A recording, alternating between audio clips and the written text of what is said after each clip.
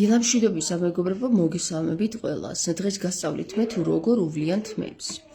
თუ გინდათ რომ გქონდეთ ესეთი ლამაზი და მბზინვარე თმა, მაშინ უნდა გაითვალისწინოთ ერთი რამ. თმის ხშირი ვარცხნა თმას აზიანებს.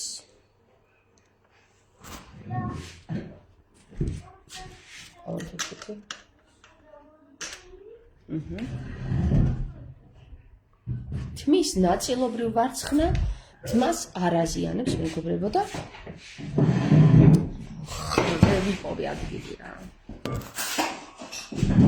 აი ესე მეგობრებო, ნახეთ მეგობრებო რა კარგი ბზინვარე თმა მაქვს, აი ნახეთ როგორი ბზინვარე თმა მაქვს, შუქზე გაჩვენებთ კაცო ეს რა არის რა.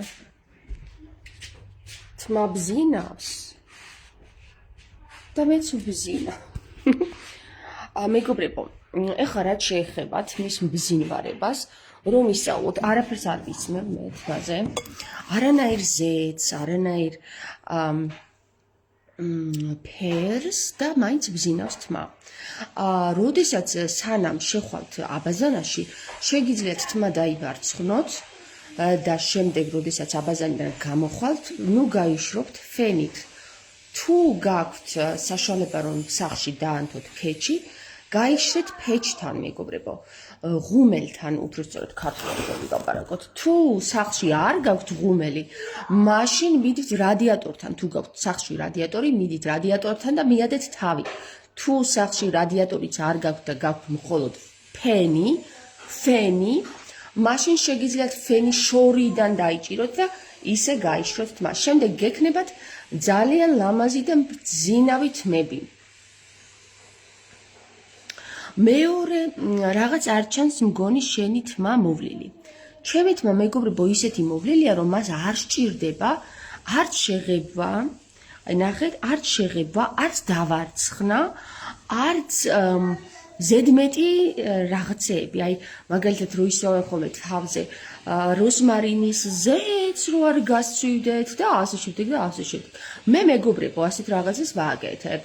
რომ გამოვდივარ აბაზანიდან, ხო, ოდნავ რო შეშრება ეს თმები, მე ვიცნავ ორ კიკინას. ერთს აქეთ. ეხლა როგორ ხდება ესეთი კიკინის დაწვნა? ესა ნაწნავის უბრალოდ კიკინა რა.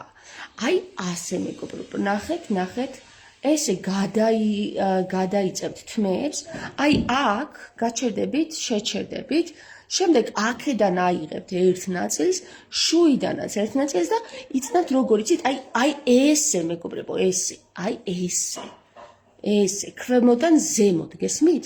და ძალიან ლამაზი ნაწნავი გამოდის. შემდეგ შეგიძლიათ, მე მაგალითად ეს ნაწნავი 2 დღე მაქვს. 2 დღის განმავლობაში მე თმები არ გამიშლია. თუმცა ეხლა ეს ერთ-ერთალი ნაწნავი გავიშალე იმისათვის, რომ თქვენთვის მენახა. როგორ ხდება ეს პროცედურა? ჩემი თმები არის ძალიან გრძელი, ბოლოებში აქვს ბოლოჭამებს რო ეძახენ, მაგრამ მე ამ ბოლოჭამებს არ ვიჭრი მეგობრებო, ესენიც ჩემი საყვარელი მეგობრები არიან.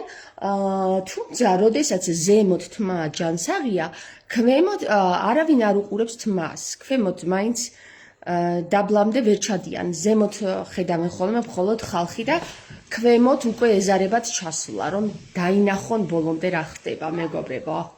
გესმით? აი ასეთი მოვლილით მითიარეთ მეგობრებო.